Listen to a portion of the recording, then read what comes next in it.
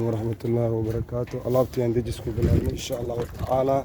مع الدركة العيدة قولنا بإلهي كران نغضو hadda ayaa gurigii ay degan tahay waa kan walaalihii Soomaaliyeed oo xamsi gabdhaha walaalihiisa oo maanta soo wakiil saarteen insha Allah taala ajri xasanaada ay leeysiin dadka waxa siinaysan waa kan dadkan buushkan degan waaye gurigooda la gelinayo u jeedin oo raashinka la gelinayo u jeedin oo wiilka gelinayo insha Allah meesha la gelinayo waa arkaysiin kulay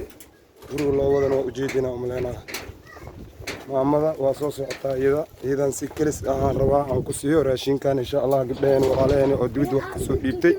oo xamsi walaalaheen soo ka saarteen walaalihiisa asan khair ajri xasanaad Allah idin siiyo ramadan waaye ajr weyn aan shaqaysateen ilaahay idin siiyo maamada waa assalaamu calaykum waraxmatullaahi wabarakaatuh mafaantiin ay guriga geliyo insha Allah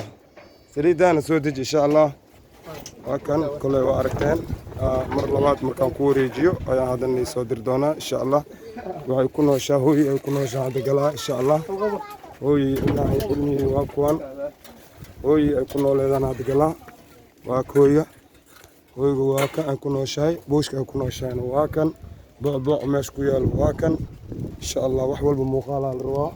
وحمشان مسخل أبويا لنا ملأ